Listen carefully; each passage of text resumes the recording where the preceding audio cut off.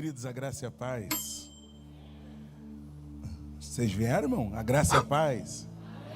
Ah, agora chegaram. Abra sua Bíblia na segunda carta de Paulo a Timóteo, capítulo 1. Segunda carta de Paulo a Timóteo, capítulo 1. Enquanto você procura a porção para essa noite, eu quero externar a Deus a minha gratidão. Estar com os irmãos mais uma vez.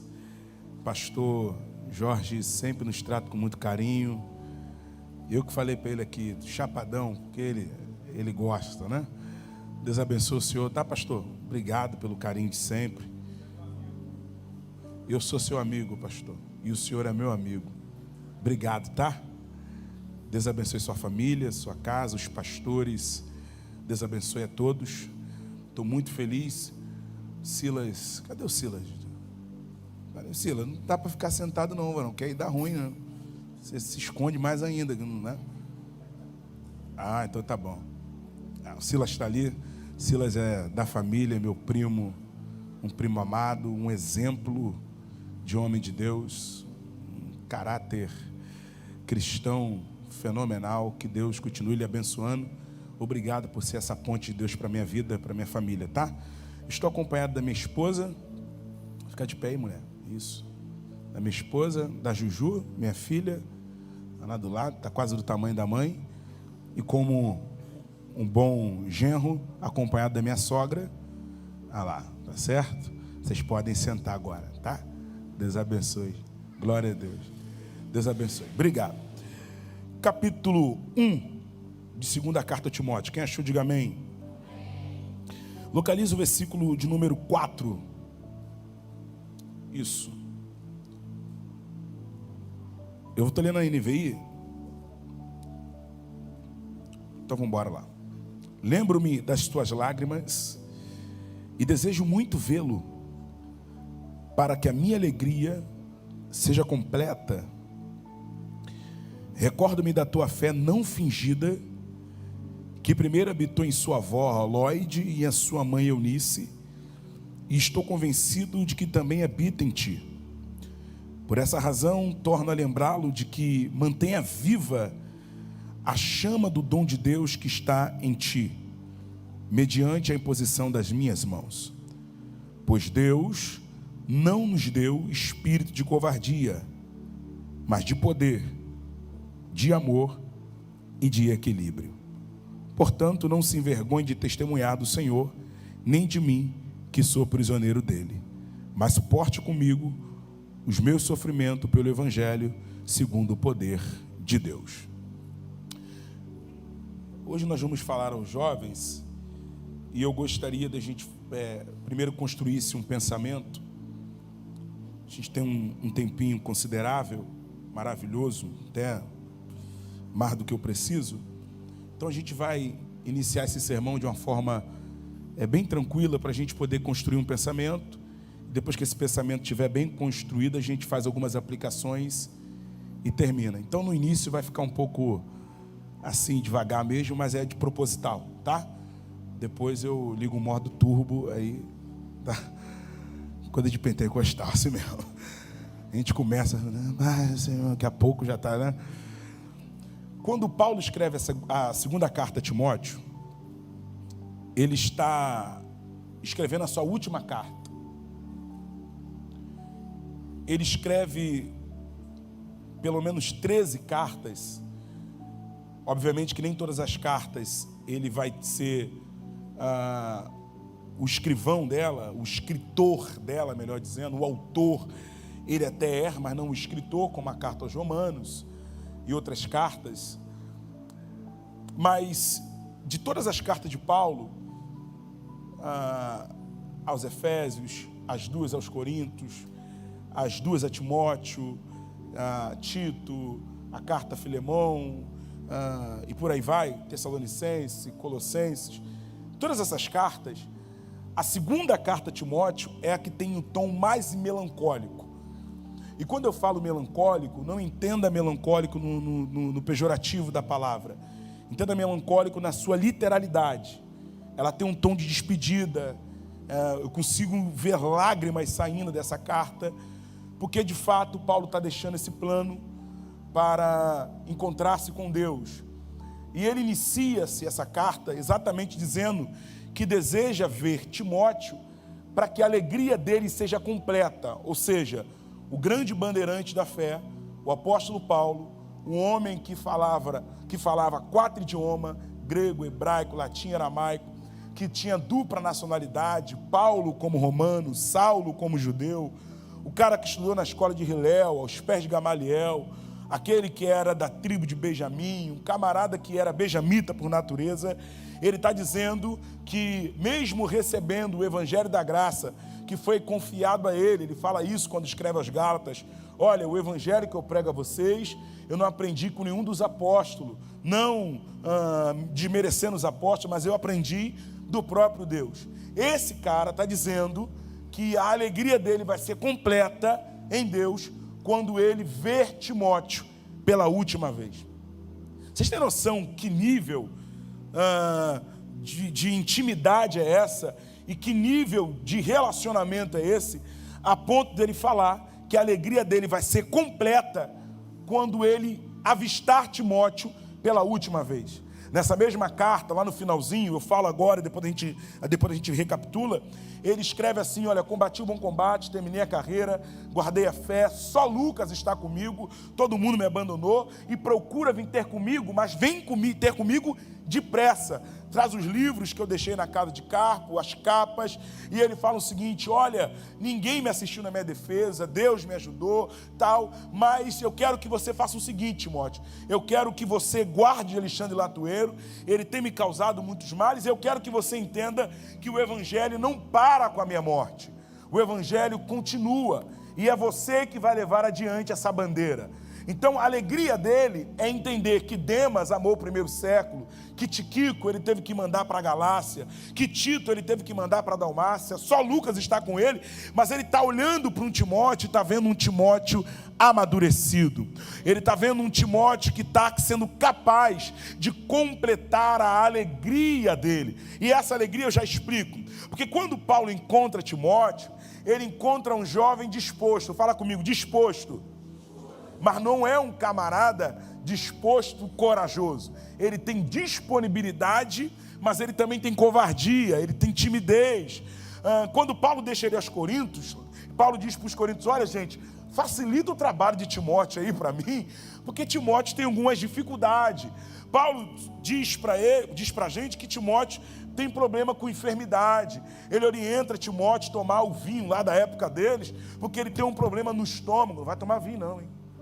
Timóteo lá. O pastor mandou tomar vinho. Mandei não. Nem toma guaraná, tá certo? Porque ele está querendo tratar a doença de Timóteo. Então esse cara, ele é um cara que tem disponibilidade, mas ele tem sérias dificuldades. E como é que Paulo encontra Timóteo? Você vai para a primeira viagem missionária de Paulo, quem está comigo diga amém. Eu ainda estou naquela construção do pensamento. Você vai para a primeira viagem de Paulo missionária, ele chega na região da Galácia do Sul, ali você tem a cidade de Icônio, Lista, Derbe, ali ele vai encontrar a casa de Lloyd. Lloyd era uma senhora dali, e ele vai encontrar uma mulher também chamada Eunice. Eunice era uma mulher presente daquele mundo helênico, que casa com um camarada grego. Ela é judia, mas casa com um camarada grego para se ascender socialmente, porque naquele período os gregos que mandavam na parada, entende? Então ela casa com um grego. Ela vai então participar de um casamento misto. Desse casamento vai nascer um garoto, vai nascer um varão. Esse varão se chama Timóteo. Timóteo então é neto de Lloyd, filho de Eunice e pai de um camarada grego que a Bíblia não fala o nome. O lar de Timóteo é exatamente dividido. A Bíblia vai dizer que Timóteo, quando Paulo encontra ele, Silas, ele não é circuncidado. Isso significa o quê? Que ele, por mais que é adepto da religião da mãe, que é o judaísmo, ele não é adepto totalmente, porque ele não é circuncidado, que é o pacto de Abraão, lembra disso? Ele não é circuncidado, porque o pai provavelmente está dizendo: olha, você pode até ir para a igreja, pode até ir para o judaísmo, mas esse garoto não. Esse garoto, ele é filho teu e meu. Então, ele é judeu e ele é grego. Mas um dia, Paulo vai fazer uma viagem ali. e vai encontrar essa família mista. Você está conseguindo entender? E quando ele chega ali, ele vai começar pregando pela sinagoga, porque essa era a ideia de Paulo, sempre começar pregando pela sinagoga. Por quê? Porque, venhamos e convenhamos, o palco já está armado, sim ou não? Olha só, qual é a dificuldade? Eu pregar para um ateu, ou pregar para alguém que nunca conheceu a Bíblia, ou pregar para alguém que só tem o Antigo Testamento? Qual é a maior dificuldade? Pregar para alguém que é ateu, que não tem nada de Bíblia. Alguém que tem só o Antigo Testamento, que é o caso do judeu, eu consigo evidenciar Cristo para ele só através do Antigo Testamento, porque Cristo está lá em Gênesis, Cristo está lá em Êxodo, Cristo está lá em Números. Jesus é a chave hermenêutica da Bíblia. Você consegue achar Jesus em toda a parte da Bíblia. Ele é a Páscoa, ele é o Pentecoste, ele é o tabernáculo, ele é o Cordeiro de Deus, ele é tudo. Então, eu fico vendo algumas pessoas criticarem aquelas pessoas que, você não tem que pregar o Antigo Testamento, tem que pregar o Novo Testamento. Negativo. Você tem que pregar toda a Bíblia é inspirada. Se você encontrar Cristo em cada parte dela, você está pregando maravilhosamente bem. Basta você evidenciar quem? Cristo. Então Paulo fazia isso, e ele aprendeu isso com Jesus. Entrava na sinagoga, pegava o livro, abria no Antigo Testamento e evidenciava o próprio Cristo. Paulo entra na sinagoga na região de Icônio, Leste e Derbe. Começa a pregar Cristo. Quando ele começa a pregar, a irmã Lloyd e a irmã Eunice começam a sentir Deus, começam a ser tocadas por Deus, aceitam Jesus como Salvador. Paulo então deixa aquela região, tá certo? Depois ele vai voltar para Antioquia, que é a sede da igreja. Na segunda viagem missionária, ele sai para revisitar as igrejas. Quando chega lá, ele já encontra o filho da mulher que ele ganhou e o neto, que é o quem? O Timóteo, já crente. E diz a Bíblia que toda a cidade, toda a igreja dá testemunho de Timóteo. E você há de lembrar que houve uma briga, uma cisão na viagem missionária. A primeira viagem missionária, a dupla era Paulo e Barnabé, não é isso? E tinha um camarada que era João Marcos, que era o discípulo. Esse João Marcos, quando viu que o couro comia, que ele achou que era só viajar de barco, entendeu? Pregar, tal, sentir o poder, marchar no mistério e tal. Quando ele viu, que ele falou, menino, tem morte. Cortam a cabeça da gente aqui, batem. Aí ele deu para trás, disse, não vou mais não quero mais não. E o Paulo, você não, tem gente que acha que Paulo era santo, né? Até botaram depois na igreja católica São Paulo. Mas Paulo era sanguíneo, gente. Colérico, sim, entendeu? Nervosinho da estrela. O Paulo era. Paulo falou, eu não vou viajar mais com esse frouxo. Mas Paulo, a mansidão, não vou. Se esse frouxo for, eu não vou. O Paulo era assim. Lembra quando ele repreendeu Pedro lá em Gálatas? O Pedro estava lá meio cara e falou assim, tu é duas caras, Pedro? O Paulo era meio nervoso. O Paulo disse, eu não viajo com ele. Aí teve uma cisão. Paulo ficou sozinho. Fala comigo, Paulo ficou sozinho. Aí precisava de um parceiro, não é isso? Aí ele arrumou um parceiro. Qual o parceiro dele? Silas. Só que a equipe estava pequena ainda. Quando ele chega nessa região pela segunda vez, quem está comigo aqui? Pela segunda vez, a igreja dá testemunho de quem? De Timóteo. E diz, Paulo, vem cá. Não tem aquela família que você ganhou para Jesus, que a avó é crente, a mãe também é crente, e o pai dele é grego? Sim, o menino virou crente. Não circuncidou não, porque ele não virou judeu, ele virou crente. O coração está circuncidado, a pele não. Ele virou crente, ele não virou judeu. E detalhe, é crente de verdade. Já foi batizado com o Espírito Santo, já está dando testemunho, já tem fruto do Espírito, já está ganhando alma, é um garoto diferente. Quem fala isso são os coroas da igreja. A galera, a velha guarda da igreja está dando testemunho da juventude. Olha que nível de Timóteo. Olha o nível de Timóteo. Ele não está botando um cartaz de agenda aberta. Ele não está botando, eis-me aqui. Ele não está dizendo que saiu do seminário e agora está pronto para pregar. Ele está quieto e a igreja está dando o testemunho dele. John Piper fala e eu concordo. Existe pelo menos 5 registros do evangelho. O 5º é ignorado, as pessoas não falam muito. Os 4 primeiros a gente sabe. Marcos, Lucas, João e Mateus. Agora tem o quinto é você. Você é o quinto registro do Evangelho. Quando alguém olha para você e diz, eu consigo ler Cristo através da vida dele, e as pessoas evidenciam Cristo através da tua vida. Você vê Cristo, as pessoas vê Cristo através de você. Você consegue entender isso? Diz, ó, ele é diferente. Leva ele contigo, contrata ele. Irmão, não é, deixa eu falar aqui, não é um convite para ir para Disney, não. Quem quer ir para Times Square? Não. Eu sempre digo que o convite de Jesus, pastor, é um convite que a gente não sabe muito, assim, a gente não tem noção. Quando ele fala assim, aquele que quiser vir após mim, negue-se a si mesmo, toma a sua cruz e siga-me, ele está dizendo, vamos para o shopping. Tomar a cruz e siga-me, naquela cultura, vou falar de mim porque eu moro ali, né? Moro naquela região ali da Pavuna. Pavuna. Aí tem sempre alguém que pergunta, aonde na Pavuna? Aí me quebra, né? É ali, Chapadão, mora ali. Ali, se você chegar lá e falar assim, só para você entender, toma a sua cruz e siga-me. Pega os seus pneus e 1 litro de gasolina e vamos para o alto do morro e siga-me. Você entendeu? Agora você entendeu também. Nada como o melhor de trazer para a cultura, né? Ou seja, pegue o seu micro-ondas próprio e siga-me. Venha após mim, quem quer ser queimado, venha comigo. É mais ou menos isso. Quando ele diz, toma a sua cruz, ele está dizendo, vamos morrer como bárbaros. Vamos morrer da morte mais cruel que tem no Império Romano. Quem quer ir morrer comigo? É isso que ele está perguntando. E o convite de Paulo para Timóteo é, alguém quer ir sofrer pelo Evangelho? Timóteo diz, eu quero. E eles começam a viajar junto. Começam a andar junto. Timóteo vê cada coisa. Isso aqui, cadê os irmãos? Estão comigo? Isso aqui é discipulado. Pastor, o que é discipulado? Discipulado, irmão, não é da aula. Da aula é um dos itens do discipulado. Quando você dá uma aula, você também está fazendo discipulado. Mas não é o discipulado total. É um dos itens. Discipulado é dia a dia. É andar, é acompanhamento. Quer discipular alguém? Chama ele para ir no Maracanã. Fica do lado dele. Quando o time dele tomar um gol, tu olha para ele. Se xingar, eu estou aqui. Seu crente ruim, fica quieto aí. Isso é discipular.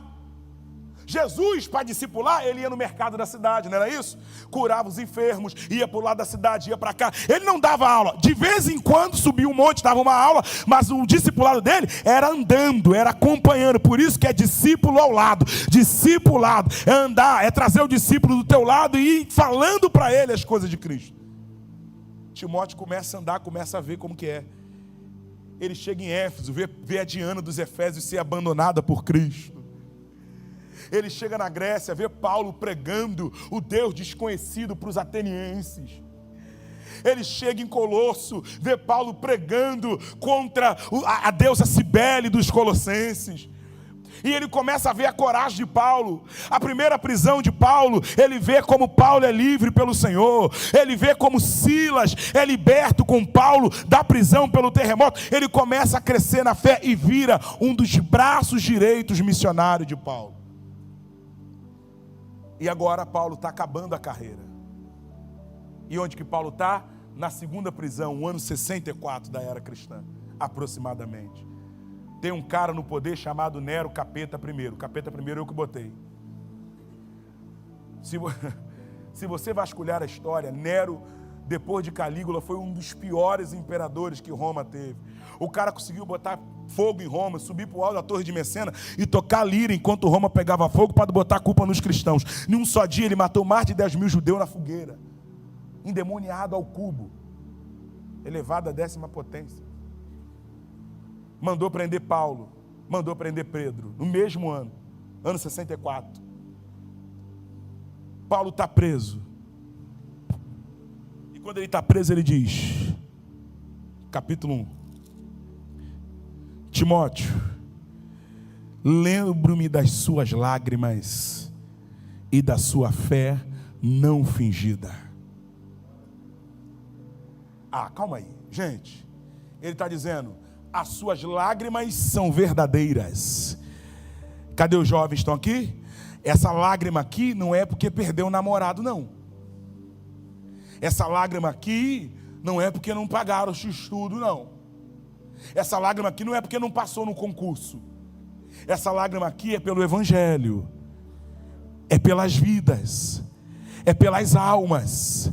É porque ele está vendo o apóstolo das missões preso, e ele quer que ele seja solto, porque ele solto o Evangelho ganha. E ele diz: eu me lembro da sua lealdade e da sua fé não fingida. O que é isso? Ele está dizendo: Timóteo, em ti habita uma fé verdadeira. E aqui na minha prisão, eu podia lembrar de tanta coisa, mas eu lembro da tua fé. Em todo mundo não é conhecido o teu talento, é conhecida a sua fé. Porque, irmão, não tenha dúvida que nós somos uma geração talentosa. Quem tem dúvida disso? Eu não tenho. Nós somos uma geração talentosa. Basta saber se nós somos uma geração de fé, não fingida. Porque talento é uma coisa, ele te deu, é irrevogável. Mas a tua fé será provada quando você estiver num ambiente fora desse. Quando você não estiver aqui. Quando botarem a faca no teu pescoço e perguntarem: e aí, tu é crente? E a perseguição hoje não é mais, pelo menos no Brasil não é de espada, é ideológica. Você é careta? Você guarda o teu corpo? Você não se entrega ao álcool? Quem é você? Você é crente? Eu me lembro que quando eu fui para a universidade, alguém perguntou assim: pô, mas você vai fazer história na Universidade Federal, cara? Você sabe que lá tá cheio de esquerdista, skatista, esquisito. Eu falei: é, cara. Tu vai fazer, cara? Eu falei: eu tenho que pisar lá.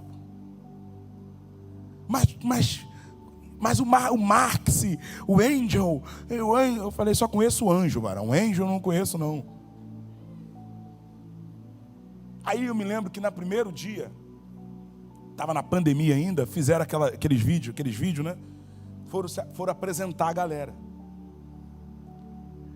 Aí eu estou vendo: não, porque é minha segunda graduação, não sei o quê. Qual é a tua primeira graduação? Eu sou administração, mas agora estou fazendo história porque é um sonho, tal. E história é um curso que só tem 2 novinhos e 40 velhos. Não sei porquê, é assim mesmo.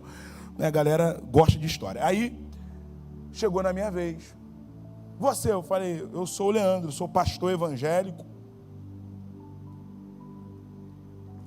teólogo. Foi só vendo assim, tu. Ainda falei assim: da Assembleia de Deus. Botei aquele x no final. Da Assembleia de Deus. Aí ficou aquele silêncio eterno. Aí lá no fundinho: tudo bem, muito bom, né? Mas alguém quer se apresentar? Eu falei: ué, porque na minha vez ninguém perguntou mais nada. Aí fiquei na minha. Aí depois pegaram os telefones para fazer os grupos. Aí fizeram o grupo. Aí eu estou vendo: paz, boa noite, paz no privado. Eu falei: mas será que é agenda? Alguém te chamando para pregar?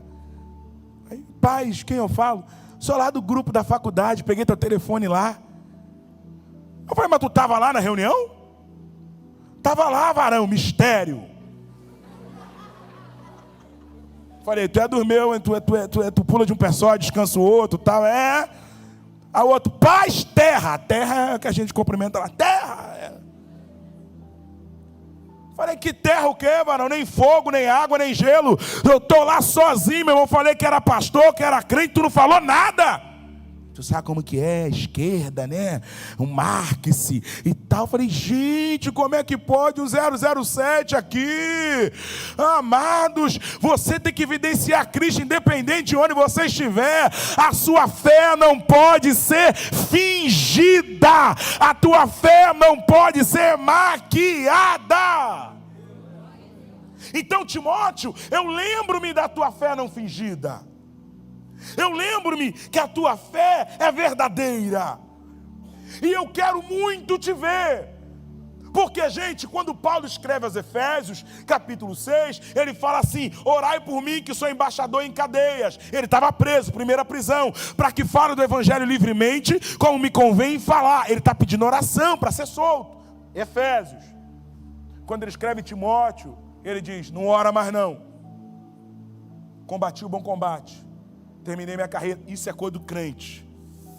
Ele está dizendo: aqui eu quero oração, porque ainda vou falar muito. Porque quem decide a hora que eu parto, que fico, é o céu, é Deus. Nero não decide, Roma não decide, ninguém decide. Então, aqui em Efésios, ele está dizendo: ora por mim, porque eu vou falar do evangelho livremente, ainda vou ser solto. A Timóteo está dizendo: não ore. Acabou. Não preciso mais orar. Acabei o bom combate. Terminei minha carreira. Sabe o que ele está dizendo? E antes disso, eu quero te ver. Lá na frente, a gente vai ler, ele vai dizer assim: desperte o dom que há em ti, que foi te dado por imposição de mãos, pelas minhas mãos. Vocês estão aqui comigo? Ó, presta atenção. Há um investimento da geração passada, meu pastor, em Timóteo. É muito sério o que eu vou falar aqui. A geração de Paulo está indo embora. E quem é que está ficando? A geração de Timóteo. Então, a geração que vem atrás faz o investimento na geração que está na frente. E espere que com a partida deles, essa geração não fracasse. E a pergunta que eu quero fazer essa noite, bem reflexiva para você, jovem: será que você está conseguindo completar a alegria de quem está terminando a carreira? Será que os mais velhos estão olhando para a gente e estão dizendo: a igreja está em boas mãos? Glória. Uau. Será que estão olhando para a gente e estão dizendo: a igreja vai mal? Com essa geração que está vindo, a igreja vai mal. Ou estão olhando para a gente e estão dizendo: eu tenho esperança que essa geração é a geração de pregadores, é a geração de missionários, é a geração de evangelistas, é a geração, oh irmão, eu vou falar até tu dar glória a Deus comigo, é a geração que vai ganhar almas para Jesus, é a geração inflamada, oh glória, é a geração que queima por Cristo.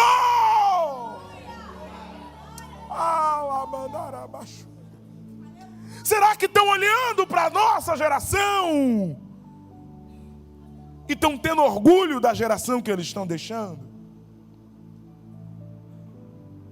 Porque, gente, cá para nós, as bênçãos de Deus são geracional. Geracional, isso é bíblico. As pessoas falam muito de maldição hereditária e esquecem de falar de ministério hereditário, de bênção hereditária, de unção hereditária. Deus está dizendo o seguinte: a geração que está aqui agora, tem uma geração passando e deixando bênçãos para a geração que vai ficar. Ô gente, eu prego desde os 15 anos de idade. Eu estou com 34. Faz as contas aí. Aleluia. Vou fazer 35 agora em agosto. Desde os 15 anos eu prego. E eu nesse tanto tempo que estou pregando, que é pouco comparado a muita gente aqui, eu já sinto que já mudei muita coisa. E o meu vigor já não é mais o mesmo. Agora, quem dirá de quem está mais tempo na estrada que eu? Você está conseguindo entender? Amanhã não vamos falar do Luciano Subirá, amanhã vamos falar de você. Porque o Luciano Subirá vai passar. E tem que nascer outros Luciano Subirá. Eu estou conseguindo ser claro? A Isadora Pompeu é uma bênção, ó. Ela vai passar, Chile Carvalhais de Coveia. Sem demérito nenhum. E quando eu me converti, só dava Chile Carvalhais. Lá vem Faraó. Faraó nunca cansava, não chegava nunca. Todo culto a gente matava o Faraó. Faraó morreu. Hoje a gente nem canta mais Lá vem o Faraó. O galera quer deixar o Faraó para lá. Hoje já tem outra coisa, já tem worship, né? Worship. Não sei nem falar direito. Qual vai ser o nome do louvor no futuro? Não sei! Eu só sei que vocês vão levar esse bastão adiante.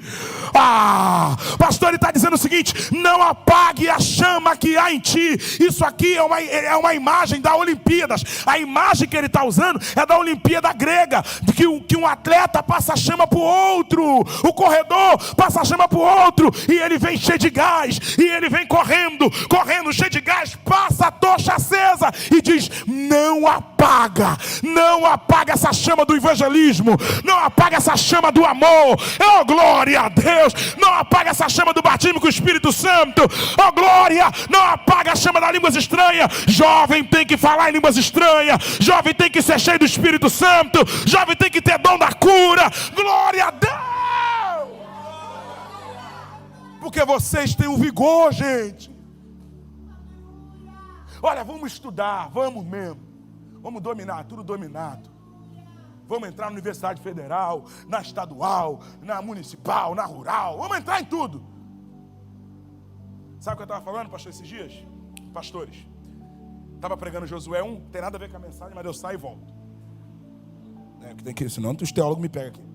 Saio e volto. Quando Deus fala para Josué: toda a terra que tu pisar, te darei. Toda. Ele dá uma limitação e fala toda. Aí eu estava pregando, falei que a minha geração, lá de 2001, Silas, de jovem, sabe como que é a Assembleia? Assembleia. Alguém aqui já foi da Assembleia, irmão? Cheio de infiltrados, ó. Assembleia. Aí, imagina, Assembleia 2001. Naquele estilo que você já sabe. Respirar a pecado.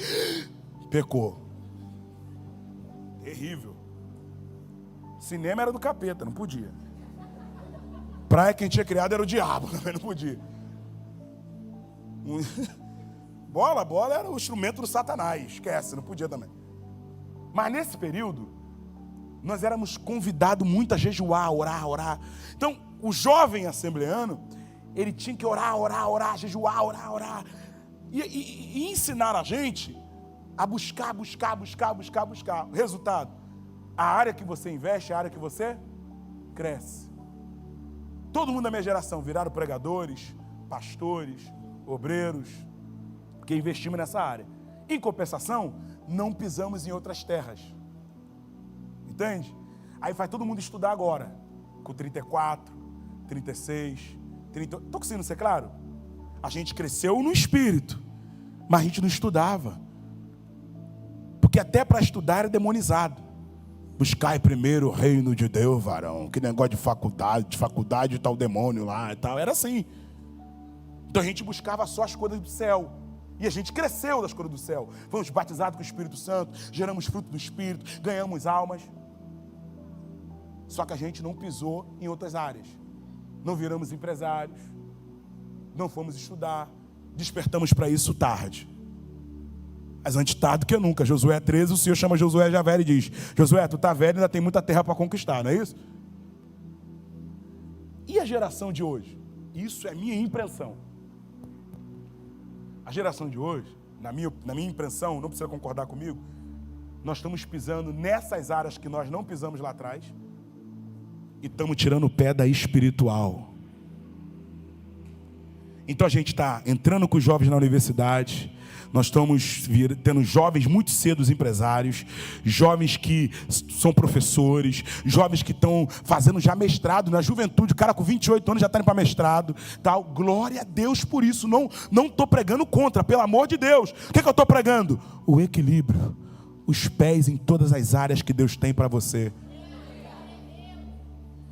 Ele não quer que nada que Ele te dê te tira do altar. Ele não quer que nada que Ele te deu te arranque daqui. Então Ele quer que você seja um jovem licenciado em História, Química, Física, mas cheio do Espírito Santo. Ele quer que você seja uma médica, glória a Deus por isso, um médico, mas um médico, não um médico negacionista, não um médico sensacionista, que não acredita na cura, um médico que diz, olha, eu opero aqui, mas ele também opera lá, glória a Deus, e quando eu estou com o jaleco, eu sou instrumento do Altíssimo. Então o que eu estou querendo pregar aqui? Que a gente não tenha o deixe prazer. Vocês estão conseguindo entender a seriedade da mensagem? De desagradar a geração que está indo embora, que está parando. Porque vai parar, gente. Vai parar, gente. É normal parar.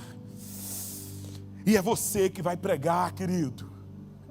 É você que vai cultuar. É você que vai cantar. É você que vai pastorear. É você que vai liderar células. É você. Mas eu sou só um liderado. Tem um liderado hoje. Amanhã você vai ser um líder. Mas não, você vai crescer em nome de Jesus. Bom, vamos avançar para ir embora aqui. Glória.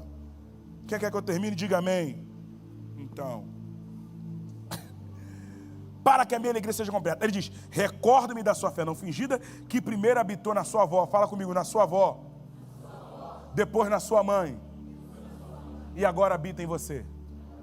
Isso fala do quê? Geracional. A minha filha não vai viver o que eu vivi. Obviamente que não. Porque eu vivi num lar destruído pelo pecado. Eu vivi naquele morro lá onde eu moro, por enquanto.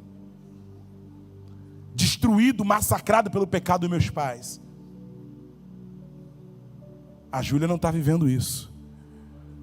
Porque os pais dela são cristãos. Cheios do Espírito Santo. Aprendemos com Silas, oramos com ela antes de dormir.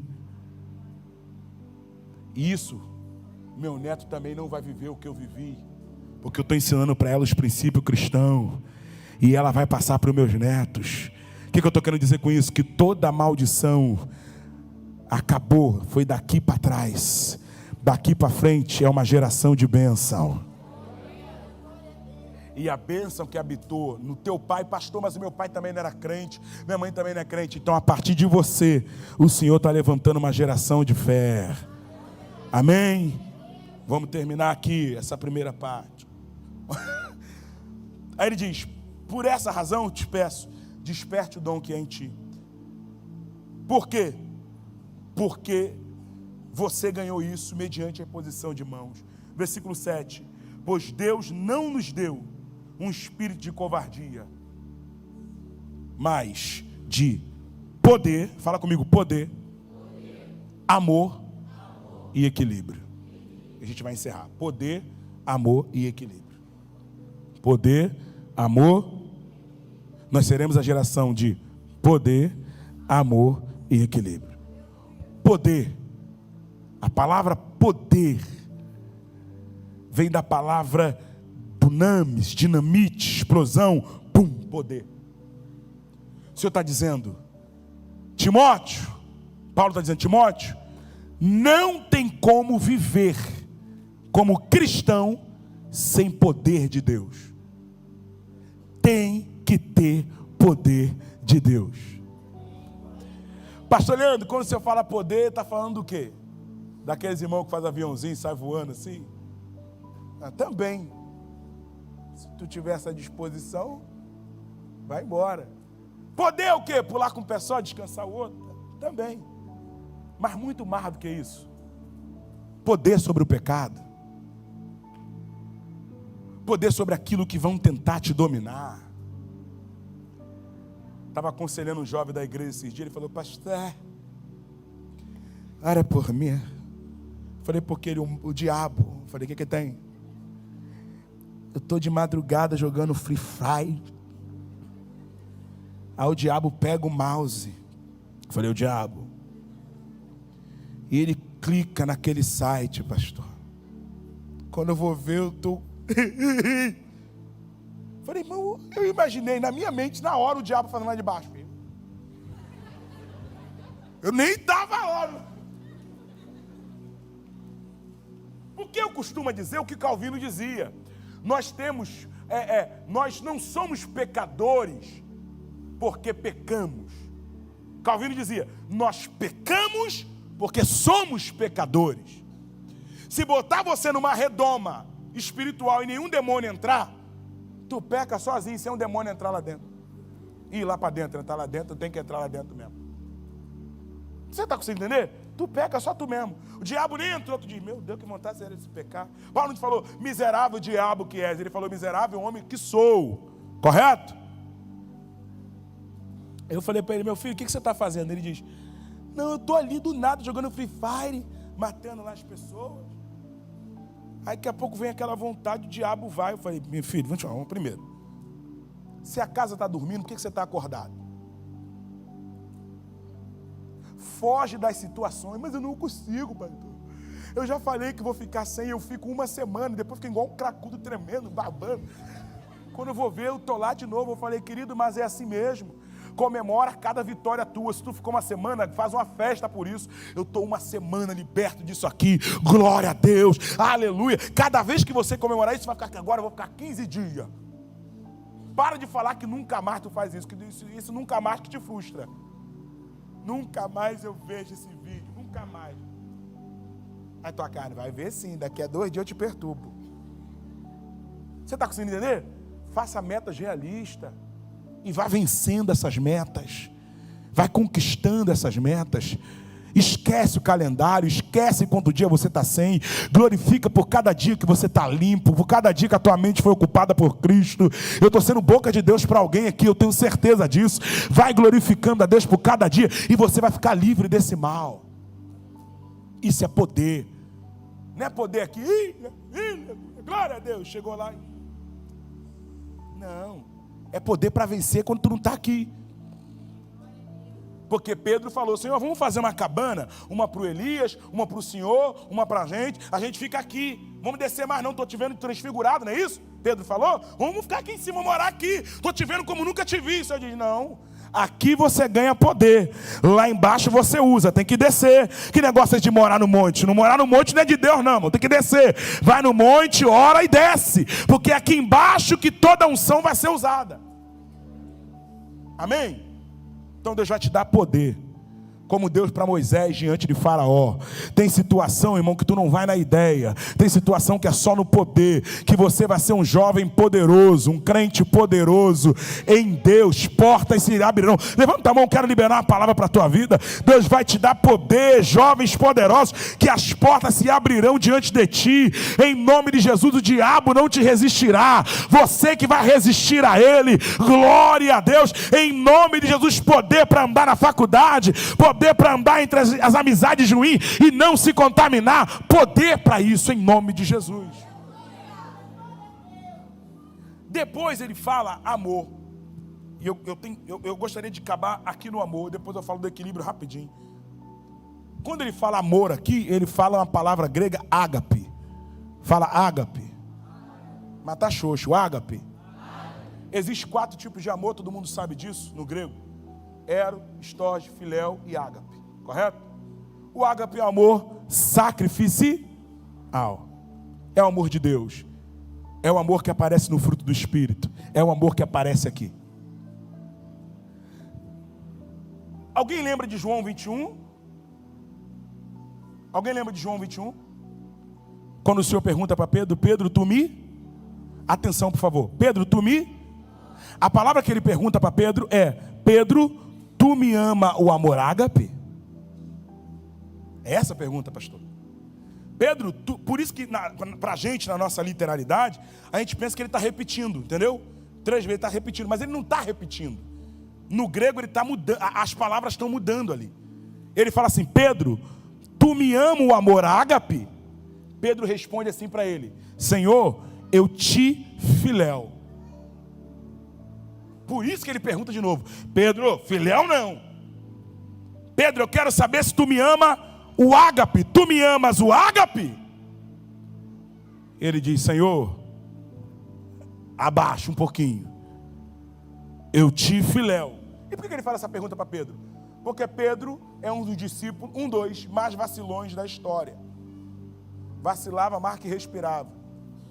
Pensou, vacilou. Era Pedro. Está todo mundo dentro do barco. Ninguém quer sair. Quem é que quer sair mesmo? E quem é que afunda? Pedro. Todo mundo foge. Quem é que pega a espada e corta a orelha do soldado? Fala para mim. É ele. Jesus fala: vamos morrer. Todo mundo fica quieto. Quem é que diz? Senhor, te dá uma ideia aqui. Morre não, pô. Vai morrer por essa galera aí, tudo pecador, pô. Morre não. Se fosse por mim, até ia, mas... Jesus virou para ele assim: para trás de mim, Satanás. Já contou aí 3 vezes. Você lembra? Jesus, se todo mundo aqui te negar, mas eu não te nego. Quem foi que negou antes do galo cantar 3 vezes? Quem foi? É ele mesmo, Pedro. Jesus demorou a aparecer para ele e voltou a pescar, ficou pelado. Está lá na Bíblia, nu. Todo mundo vestido. Quem é que estava nu? Pedro. Ei! É o Pedro. Ele vacilava mais que tudo. Sério. Esse camarada tem... Gente, quem está comigo aqui? Esse camarada, ele tem um espírito dissimulador. É dele. É a natureza dele. Você lembra de Gálatas 2 que eu falei para vocês? Os irmãos da circuncisão ele é pegado com os irmãos da circuncisão. Os irmãos da circuncisão não ele... Entende? Ele dá bola... Ele é 2 caras. Paulo repreende ele e diz: cara, tu está sendo 2 caras. Quem lembra de Atos 10? Estou só na Bíblia contigo. Atos 10. Ele está na casa de Cornélio. Desce o lençol do alto, não é isso? E diz: Pedro, come aí. Ele diz: eu não como coisa imunda. Sou judeu zeloso, não como. O Senhor podia falar isso para ele, mas o Senhor não falou não. Ô Pedro, tu está na casa de Simão Curtidor, cara. Alguém sabe o que é Simão Curtidor? Curtidor é quem cuida de pele de porco, animal morto. Um judeu não podia nunca estar numa casa daquela. Ô Pedro, tu tá incoerente. Tu tá na casa do cara. Não, porque na casa dele eu durmo, entendeu, Senhor? Aqui tem uma caminha aqui e tal. Assim, ou seja, para dormir, para comer, eu posso me relacionar com o gentil. Mas para pregar para ele, não. Ele é gentil, é impuro. É o Pedro. Aí o Senhor diz para ele, João 21, voltando para lá: tu me amas? Fazendo alusão a tudo que ele viveu. Que ele disse que amaria mais do que os outros. Quem lembra disso? Ele diz: Senhor, eu amo no filéu. Tu está me perguntando no ágape, mas eu amo no filéu. Aí 3ª vez. Pedro, na 3ª vez o Senhor desce o nível dele. O amor muda. Se tu pegar a Bíblia grega, tu vai ver isso. Ele muda. Pedro, tu me amas o filéu. Por isso que ele se entristece, Silas. Diz a Bíblia. E se entristeceu e disse: Senhor, tu sabes que eu te amo no filéu. Aí o Senhor vai subir de nível com ele. Vamos dar uma glória? Vai subir de nível com ele. Pedro, quando tu eras moço, tu se mandava, fazia o que tu queria. Mas lembra o que eu falei para Nicodemos? É mais ou menos isso: o vento sopra onde quer. Quando tu ficares velho, vão te pegar na tua mão. Vão te levar para onde tu não quer. Vão tirar a tua vida, vão te matar. E quando chegar esse dia, tu vai ter esse amor que eu estou querendo de você. O amor ágape, sacrificial. Naquele dia tu não me negarás. Naquele dia tu não vai fingir que não me conhece. Naquele dia tu vai ter esse amor. Naquele dia, Pedro, tu vai subir de nível. Os anos passam, chegou no ano 64. Lembra que eu falei de Paulo? Pedro também foi preso. Eusébio diz que prenderam Pedro, botaram ele numa cruz. E ele grita. Alguém pensa que ele quer sair. Diz: Pedro, vai negar mais uma vez? Ele diz: não, por favor, me faça um favor. Vira a minha cruz de cabeça para baixo, porque eu não sou digno de morrer igual o meu Senhor. Eu posso até morrer, mas igual a ele não. Mas você vai ter um AVC, vai morrer mais rápido. Não importa, é por ele que eu estou morrendo.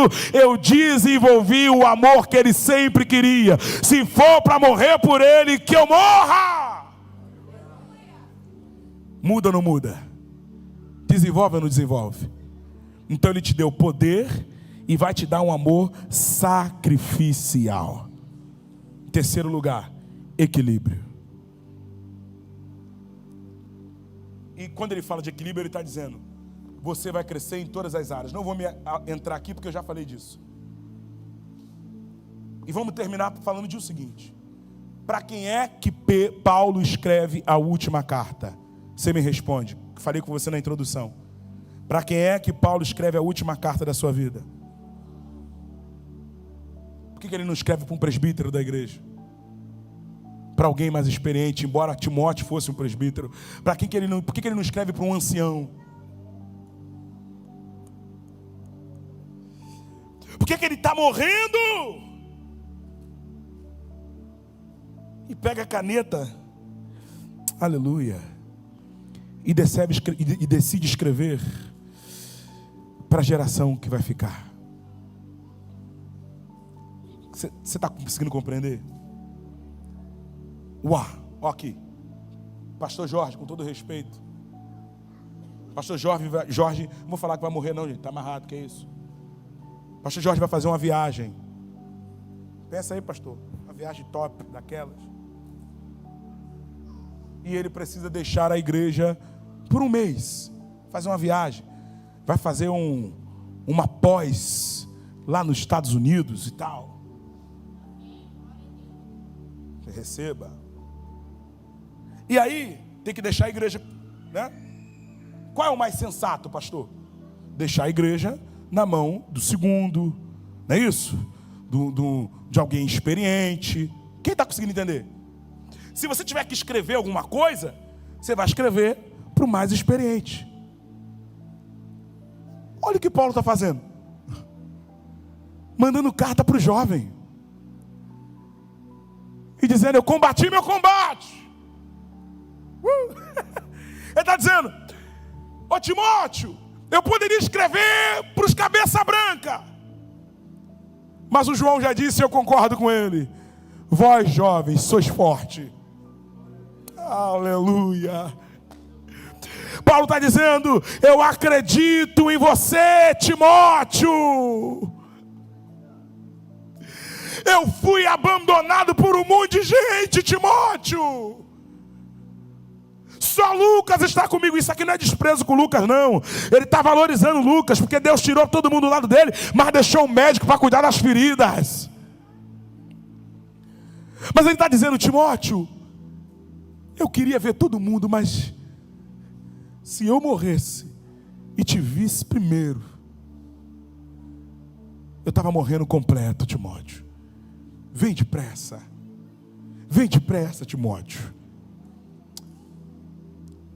Eu tenho certeza que eu estou deixando o legado em boas mãos. E é isso que eu vim pregar essa noite. Há uma geração que está passando.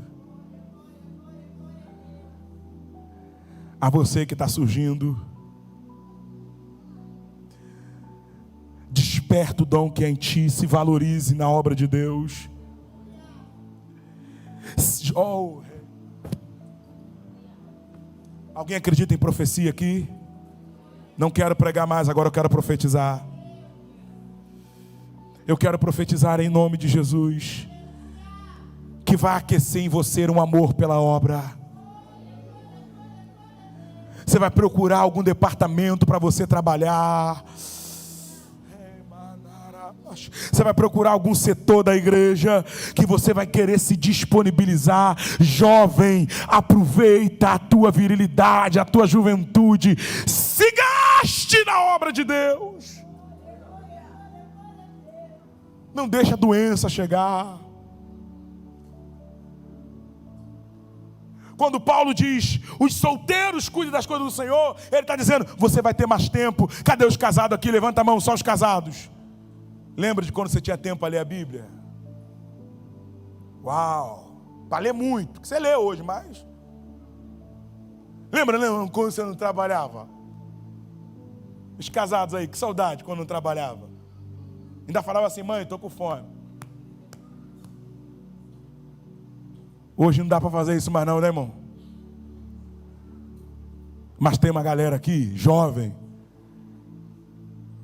que namora com os pais, e o teu único trabalho é estudar, cara. E eu não estou diminuindo quem estuda não, porque eu fico para morrer quando alguém diz, tu só estuda? Só? Estudar é brabo. Defendi você, depois você me dá um negócio. Mas assim, gente, vocês têm tempo, se doem. Você já descobriu qual é a tua função aqui dentro? Aleluia. Você sabe quem é você no reino? Quem é você no reino? Já se descobriu? Eu sou a ministra de dança.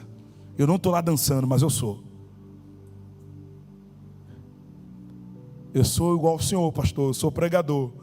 Só não preguei minha primeira mensagem, mas já estou preparando.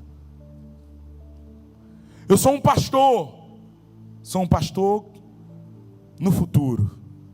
Estou caminhando para lá. Daqui a pouco eu estou entrando no seminário. Eu sou um levita. Eu sinto que o meu lugar é ali no ministério de louvor. Eu quero ser o melhor diácono na igreja. Porque eu sei que eu nasci para servir. Meu negócio, eu quero fazer um curso, que eu quero operar o som. Quem é você no reino? Você tem disponibilidade para Deus? Há uma geração que está passando. Fica de pé.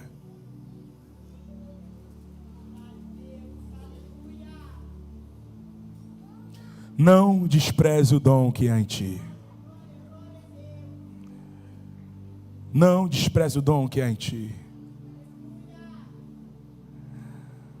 Não tenha medo de errar, irmão. Eu me lembro que quando comecei a pregar, eu pedi ao pastor, posso dar escola dominical? E ele falou, mas tu sabe dar? Eu falei, sei não, mas estou cheio de vontade. Ele falou, mas primeiro tu tem que fazer o curso. Eu falei, qual curso? Onde que eu me inscrevo? Ele diz, não, eu que dou o curso, a turma não está aberta não. Eu falei, quando é que o senhor vai abrir? Ele diz, quando tiver contingente. Eu falei, mas eu estou aqui. Não, mas eu não posso abrir a turma só para você. Eu falei, então pastor, mas e como eu... Comecei a botar o desejo em todo mundo para fazer a turma. Porque quando você quer, ninguém te impede de crescer, filho. Amém? Eu quero orar por você. Rapidinho. Você que sente que tem um talento na obra de Deus. Você que já reconheceu o teu chamado no reino. E você sente que você precisa dar um start na tua vida ministerial. Você vem aqui, eu quero orar por você. Ou você que não sabe quem é você ainda no reino. Você não sabe. O que eu vou fazer? Eu não sei. Tem alguém aqui nessa condição? Ou você já está bem resolvido, está tudo legal? Aleluia. Meu Deus. Meu Deus. Vem para cá, filha, você está tão distante de mim, isso? As mulheres, sempre as meninas, né? Se doando para Deus, é isso. As futuras mulheres de oração da igreja. Cadê os varão? Tem não? Cadê os pregadores? Cadê os futuros ministros? Isso. Uau. Glória a Deus. Estenda a sua mão para cá, vamos orar por a futura geração. Para que Deus desperte nele os dons. Senhor, aqui está uma geração de pregadoras, ministras da tua casa. Aleluia. Futuro pregador da tua casa. Deus, pastores, obreiras, diaconisas.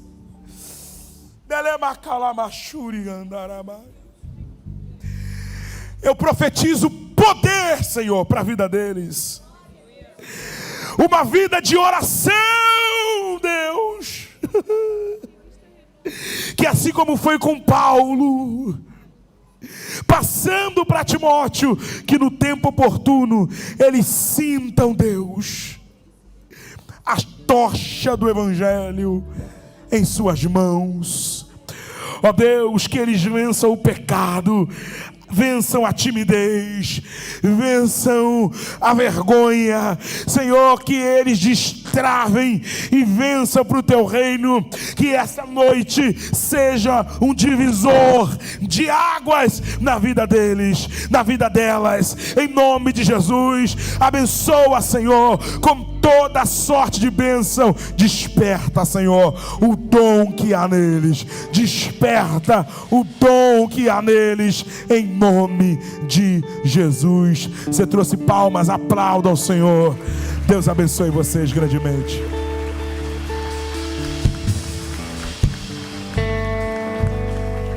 Nessa noite tem alguém que quer aceitar a Cristo como Salvador? Pastor, eu quero entregar minha vida para Jesus. Estou afastado,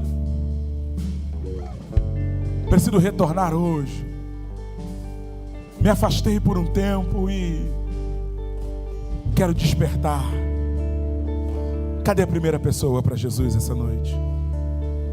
A primeira, cadê? Tem algum? Tem alguém? Eu quero retornar. Eu quero voltar. Tem alguém? Pastor? Tem alguém? Que Deus abençoe vocês. Até a próxima.